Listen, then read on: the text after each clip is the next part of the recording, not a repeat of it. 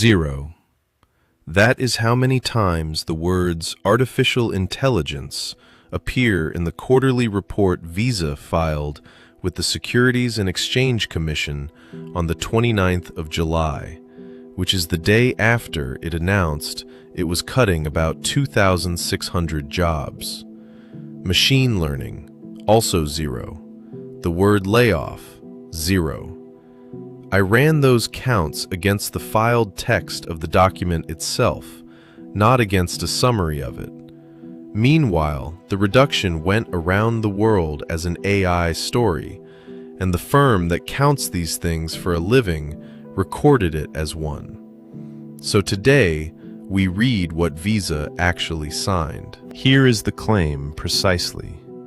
On the 28th of July, Visa announced a reduction of about 7% of its workforce, which is roughly 2,600 roles. Challenger, Gray & Christmas, the outplacement firm that has tracked announced job cuts since the 80s, put it in their July report like this. Visa announced a 7% reduction and attributed it to an efficiency push in which AI would reshape work. Challenger categorized those cuts as AI, their words. And once it sat in that column, it became part of the number every headline used. So what would have to be true for the popular version to hold? If artificial intelligence was the reason 2,600 people lost their jobs, then the company would say that where it matters most, which is not a press interview, it is the filing. A quarterly report is written by lawyers who are personally exposed if it says something untrue, and investors trade on it. If AI genuinely changed what this company needs from people, that is material, and material things go in the filing. So I went and got 2 of them. First, the 8K. That is the form a company files when something happens that shareholders need to know about the same week. Visa filed one on the 28th of July, the day of the announcement. It reports the quarter's results and declares a dividend. There is no restructuring plan in it. There is no workforce reduction section. There is no mention of artificial intelligence. For a change being described everywhere as the moment AI came for a payments giant, the same-day filing does not treat it as an event at all. Second, the 10Q, filed the next day. This one does deal with it, and the sentence is worth hearing in full, because it is the company's own account of why it paid people to leave. Personnel expenses increased over the 3- and 9-month prior year comparable periods, primarily due to higher severance costs resulting from actions taken to drive operational efficiencies and reinvest in high-growth opportunities, as well as a higher number of employees and compensation costs, including from acquisitions. Read it again in your head.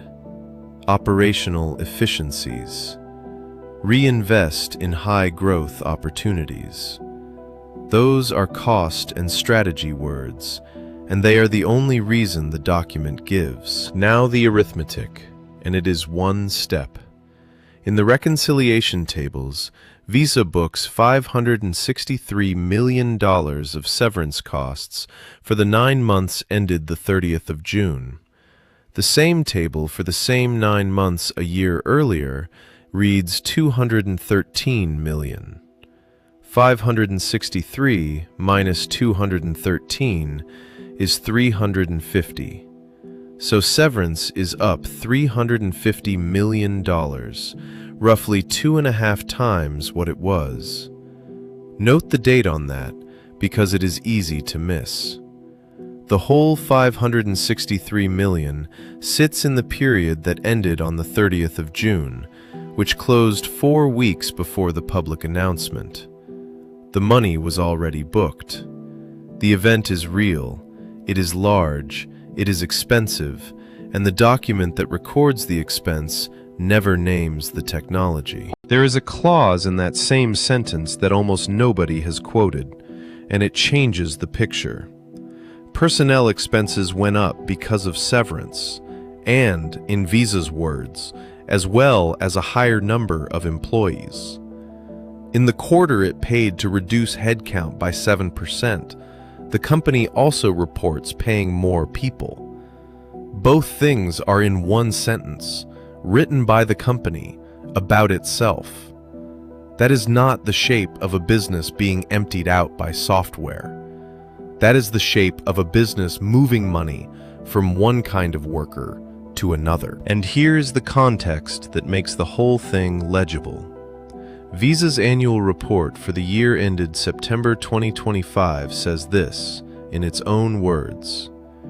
This year, we grew our total workforce from approximately 31,600 in fiscal 2024 to approximately 34,100 employees in fiscal 2025, an increase of 8% year over year. 34,100 minus 31,600 is about 2,500 people added. The reduction announced this July is about 2,600. The company hired a town and then let go of about the same town. To be fair to the technology, Visa is not quiet about AI everywhere. Its annual report describes an internal assistant for staff and says that from its launch in March 2025 through the end of that fiscal year, it was embraced by nearly 26,000 employees, launching over 261,000 AI-powered chats. So the company will happily write about AI in a filing, in detail, with numbers. It writes about it as a tool it hands to employees. What it does not write, anywhere, is that AI is why 2,600 of them were let go. So why would a company want the AI label if its own paperwork does not use it? You do not have to guess, because the firm publishing the number said it out loud in the same report. Andy Challenger, their chief revenue officer. Naming AI in a layoff announcement can win over investors while pushing current and prospective employees away. That is why the messaging has swung from hedging to aggressively citing it. That is the mechanism from the people who count the cuts. The label is aimed at the share price. In the same report, they call the category itself ambiguous, and they keep a separate bucket for cuts labeled technological update, possibly AI. Now put the two numbers together, because this is where it matters to you. In July, AI was cited in 10,970 announced job cuts, 33% of the total, the fifth month running that it led the list. Visa's 2,600 is about 24% of that AI number, so roughly a quarter of the month's AI-attributed job cuts came from one company whose own filings never say AI. Whatever the AI column is measuring, it is not only measuring machines doing work. Fair test needs the other case. So here is a company that did name AI. Salesforce's chief executive said on a podcast published in August 2025 that he had reduced customer support from 9,000 heads to about 5,000 because, his words, I need less heads. No filing breaks out support headcount, so that specific figure cannot be checked either way, and I am not going to pretend otherwise. What can be checked is the company. Salesforce's own annual report says it had 76,453 employees at the end of January 2025 and 83,334 a year later. That is 6,881 more people. Some of that is an acquisition, Informatica, which closed inside that year. But the direction is the point. The company got bigger. So the verdict, 3 parts.